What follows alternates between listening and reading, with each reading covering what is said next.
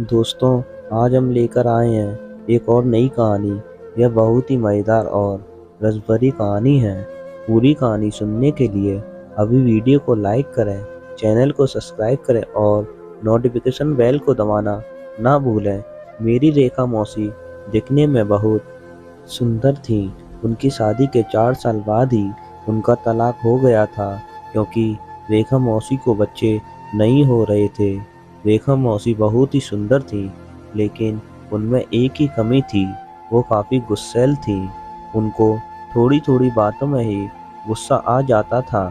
मैं अपनी रेखा मौसी के घर में ही रहता था। वो मुझे बहुत मानती थीं। मैं उनसे जो भी माँगूँ वह मुझे लाकर देती थी।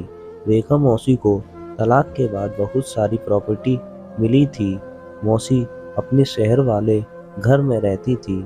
मैं नहीं जानता कि उन्हें इन सब से ज़्यादा रुचि थी या नहीं, लेकिन मैं हर रोज़ रात अपने कमरे में सोने से पहले रेखा मौसी के दिए हुए लैपटॉप में मूवी देखता रहता था। मुझे मूवी देखना बहुत अच्छा लगता था। मेरे रूम में जो वॉशरूम है वो उनके रूम से भी जुड़ा हुआ था और वॉशरूम में 2 दरवाजे थे। एक दरवाज़ा मेरे रूम में खुलता था और दूसरा दरवाज़ा रेखा मौसी के रूम में खुलता था। एक रात मैं वॉशरूम से बाहर आ ही रहा था कि मेरी नज़र एक चीज़ पर पड़ी। वह बहुत ही अजीब किस्म की कोई वस्तु थी जिसे मैंने आज से पहले कभी नहीं देखा था। मैं करीब जाकर देखने की कोशिश कर ही रहा था कि तभी वहां रेखा मौसी के आने की आहट सुनकर मैं अपने कमरे में ही आ गया, लेकिन मेरा ध्यान उधर ही था। आखिर क्या था वह?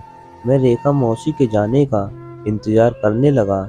जब मौसी चली गईं तो मैं वहां फिर से गया। मैंने देखा कि जिस चीज़ पर मेरी नज़र पड़ी थी वह वहां से गायब थी। उस रात को मुझे कब नींद आई मुझे होश ही नहीं था। रेखा मौसी की आवाज़ से मेरी नींद खुली तो मैंने देखा मेरी तरफ ही देख रही थी। वह बोली, लो कॉफ़ी पी लो। मैंने देखा आज रेखा मौसी कुछ बदली बदली सी दिख रही है। उनके हाथों से कॉफ़ी का कप लिया तो वह मुस्कुराकर मेरी तरफ देखते हुए बोली, क्या देख रहे थे? मैंने कहा, कुछ नहीं मौसी। फिर वह मुस्कुराकर चली गईं और मैं भी बाथरूम में नहाने चला गया और इसके बाद रेडी होकर नाश्ता की टेबल पर पहुंच गया। मैंने और रेखा मौसी ने साथ में नाश्ता किया। रेखा मौसी ने कहा कि आज तुम घर पर ही रहना, तुमसे कुछ ज़रूरी काम है। मैं पूरा दिन घर पर ही रहा। रेखा मौसी मेरा बहुत ही ज़्यादा ख्याल रख रही थी और उनका अंदाज काफ़ी बदला बदला हुआ लग रहा था।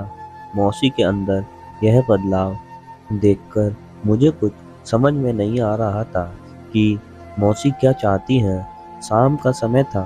मैं बैठा था। मेरे बगल में रेखा मौसी आकर बैठ गई। उन्होंने बोला कि सतीश, तुम तो जानते ही हो कि मेरे बहुत ही पहले तलाक हो चुका है। तलाक होने के 4 साल बीत गए हैं और मैं बहुत अकेलापन महसूस कर रही हूँ। आखिर ऐसा कब तक जिंदगी कटेगी? मैं फैसला नहीं ले पा रही हूँ कि दोबारा शादी करूँ या ना करूँ। तुम ही बताओ मैं क्या करूँ?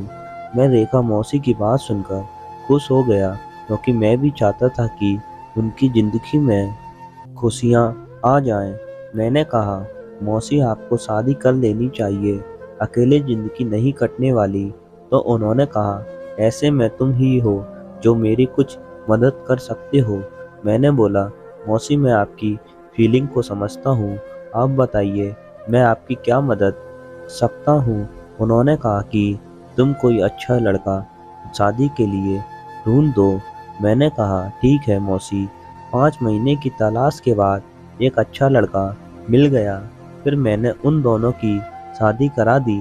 मेरी इस कोशिश के बाद रेखा मौसी की ज़िंदगी में खुशियाँ ही खुशियाँ आ गई। रेखा मौसी को 1 साल के अंदर ही संतान सुख मिल गया। दोस्तों, कहानी अच्छी लगी हो तो शेयर करें।